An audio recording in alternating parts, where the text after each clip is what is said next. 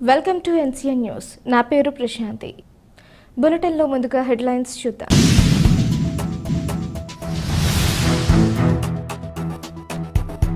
Tantikonda road నిర్మాణానికి శంకుస్థాపన చేసిన శాసనసభాపతి చింతకాయల అయ్యన్న పాత్రుడు. 3.75 కోట్ల రూపాయలతో గోకవరం నుంచి తంటికొండపై వరకు 4.25 కిలోమీటర్ల సీసీ రోడ్ నిర్మాణానికి శాసనసభాపతి చింతకాయల అయ్యన్న పాత్రుడు శంకుస్థాపన చేశారు.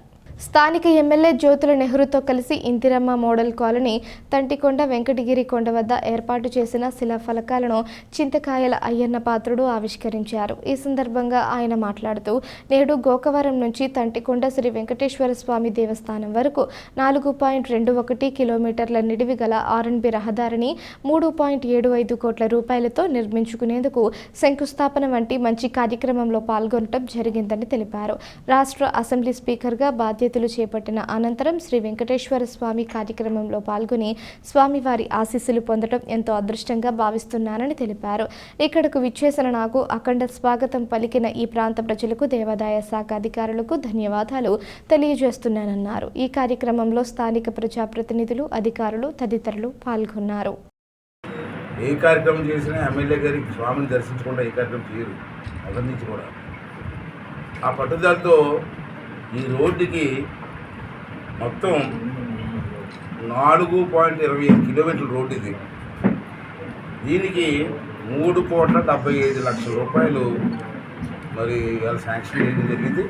చూస్తూ ఈవేళ అఖండ స్వాగతం పలికినటువంటి ఈ ప్రాంత ప్రజలకి, అలాగే ఎండోమెంట్ డిపార్ట్మెంట్ వాళ్ళందరికీ కూడా పేరు పేరిన ధన్యవాదాలు తెలియజేస్తున్నాను. ఇది నా మాటలో మీరు ఏమైనా అడిగితే అడగండి. సార్, అసెంబ్లీలో వైసీపీ నాయకులు రావడం లేదు కదా సార్, వాళ్ళపైన ఏమైనా చర్యలు తీసుకుంటారు? దానికి నేను చెప్పే బదులు ఒకటే సమాధానం అమ్మా, చట్టం పని చట్టం చేసుకుని పోతుంది. దాని మీద మనం మాట్లాడాల్సిన లేదు. చట్టం ఉంది, పని చేసుకోవద్దు. దానికి మనం డిస్కస్ చేయవలసిన లేదు. గత ప్రభుత్వం వరదలకు సంబంధించి ఆ ఏటుగట్లు భారం కానీ పంట పొలం మునిగిపోయినాయి సార్, అది గత పాలకులు నిర్లక్ష్యం అంటారా లేకపోతే ఏంటి? అంటే ఆ లీటర్కి ఈ లీటర్కి ఉన్నట్టు తేడా అది.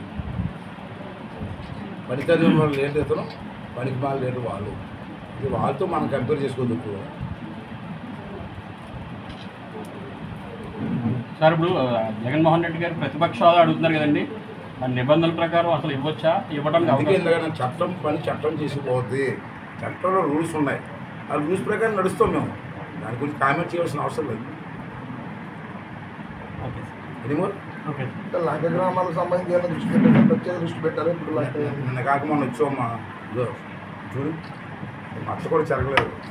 మచ్చ సర్దుకున్నాం, సర్దుకొని అన్నీ సర్దుబాటు చేసుకొని అప్పటి నుంచి మేము రంగంలో దిగుతాం. వచ్చినారంటే ఏం చేశారంటే ఏం చెప్తాం, you do better than. Sir, గతంలో మీరు మంత్రిగా పనిచేశారు అనేక సందర్భాల్లో, కానీ ఇప్పుడు మీరు స్పీకర్ హోదాలో ఉన్నారు. గత ప్రభుత్వాలు అన్ని ప్రభుత్వాలు చూశారు, ఇప్పుడు మీరే సభను నిర్వహించే పరిస్థితి. దానికి దీనికి వ్యత్యాసం కానీ తేడా కానీ లేదంటే మీరు ఎలా ఫీల్ అవుతున్నారు? అంటే మంత్రిగా నేను 7 సార్లు చేశాను. అది డిఫరెంట్ సబ్జెక్టు.